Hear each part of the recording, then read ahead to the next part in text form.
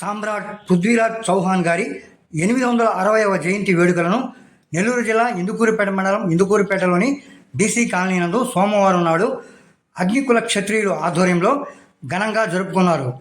సామ్రాట్ పృథ్వీరాజ్ చౌహాన్ చిత్రపటానికి హారతులతో పుష్పాలతో అంజలి ఘటించారు. పృథ్వీరాజ్ చౌహాన్ 1166వ సంవత్సరంలో సోమేశ్వర చౌహాన్ కర్పూరాదేవి దంపతులకు జన్మించారని, తండ్రి మరణానంతరం చిన్న వయసులోనే సింహాసనాన్ని అధిష్ఠించి అజ్మీర్, ఢిల్లీలను రాజధానులుగా చేసుకొని పరిపాలించారని, ఆఫ్ఘనిస్తాన్ నుండి భారతదేశంపైకి దండయాత్రకు వచ్చిన మహమ్మద్ ఘోరీని 16 సార్లు ఓడించి క్షమాభిక్ష పెట్టాడని,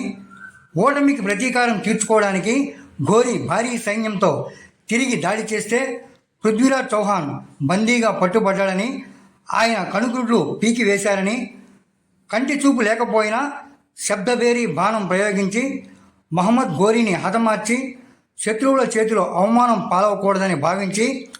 తన ఆస్థాన కవి చాంద్ బర్దాయ్, పృథ్వీరాజ్ చౌహాన్ పరస్పరం ఒకరినొకరు చంపుకొని ప్రాణత్యాగం చేశారని, 12వ శతాబ్దపు ఉత్తర భారతదేశాన్ని పరిపాలించిన చివరి స్వతంత్ర హిందూ రాజపుత్ర చౌహాన్ వంశము అగ్ని వంశములకు చెందిన వారిని ఆయన వీరత్వం, ముస్లిం దండయాత్రను ఎదుర్కోవడంలో చూపిన ధైర్య సాహసాలు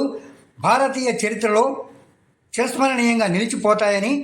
సామాజిక కార్యకర్త తిరుపనపాటి వెంకటేశ్వర రెడ్డి సభికులకు ఆయన జీవిత చరిత్రను వివరించారు. ఈ కార్యక్రమంలో మప్పేటి బాలసుబ్రహ్మణ్యం, తిరుపనపాటి వెంకటసాయి, పరిసిన సంతోష్, తిరుపనపాటి అభిలాష్ వర్మ, జగదీష్, అప్పలనాయుడు తదితరులు పాల్గొన్నారు.